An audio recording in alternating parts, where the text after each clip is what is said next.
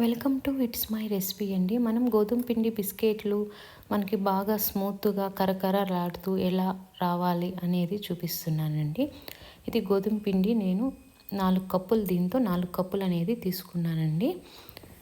మనం ఇదే కప్పుతో షుగర్ అనేది 1.5 కప్పు షుగర్ అనేది తీసుకొని మనం ఒకరవ్వ వాటర్ అనేది పోసి కరగపెట్టుకొని పక్కన పెట్టుకున్నానండి. ఇదే కప్పుతో నేను 1.5 కప్పు షుగర్ అనేది వేసానండి. దీంట్లోకి మనం 2 గెంటెలు ఆయిల్ అనేది వేసుకోవాలండి. మనం వేడిదైనా వేసుకోవచ్చు, కొంచెం గోరువెచ్చదైనా వేసుకోవచ్చు. ఇప్పుడు ఇది బాగా మనకి కలిసేదాకా కలుపుకోవాలి. ఆ ఆయిల్ అంతా గోధుమ పిండిలో అనేది బాగా కలిసిపోయేదాకా కలుపుకోవాలి.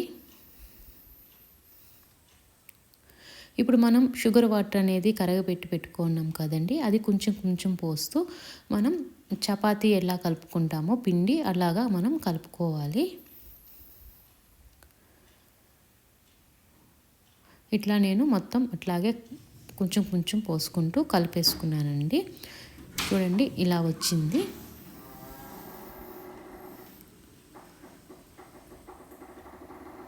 చూడండి దీన్నేం మనమేం నానబెట్టబలేదండి పిండి. నాకు ఆ పిండికి 5 ముద్దలు అనేది వచ్చిందండి. చూడండి ఇట్లాగా గట్టిగా ఉండాలి పిండి అనేది, మరి లూజుగా అనేది ఉండకూడదు. ఇట్లా ఉంటే సరిపోతుంది. నేను ఇప్పుడు చపాతీలాగా చేసుకొని చూడండి ఈ మందంలో ఉంటే సరిపోతుంది.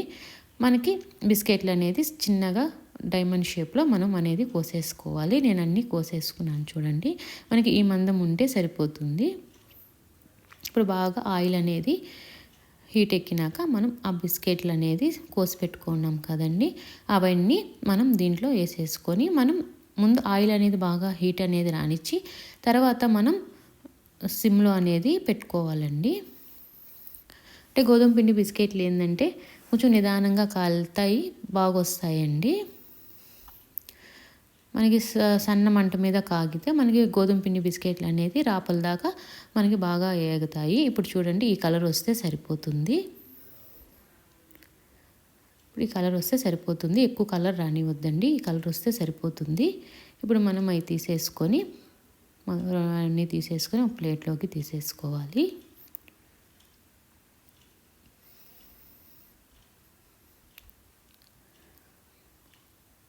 ఇవి పిల్లలు అయితే చాలా ఇష్టంగా తింటారండి. స్కూల్ నుంచి రాగానే ఏదో ఒకటి స్నాక్స్ అడుగుతారు కాబట్టి ఇట్లా చేసి పెట్టుకుంటే మనకి పిల్లలు అనేది ఇష్టంగా తింటారు. ఇప్పుడు నేను అన్నీ ఇట్లాగా కోసి పెట్టేసుకున్నానండి. డైమండ్ షేప్లో కోసి పెట్టేసుకొని ఇట్లాగే కొరవయన్ని మనం కాల్చేసుకోవాలి. ఇప్పుడు నాకు మొత్తం నేను కాల్చేసుకున్నానండి. చూడండి ఎంత బాగా వచ్చినాయోను. చూడండి ఎంత బాగా వచ్చినాయోను. చాలా బాగుంటాయండి. నచ్చితే లైక్ చేయండి, షేర్ చేయండి.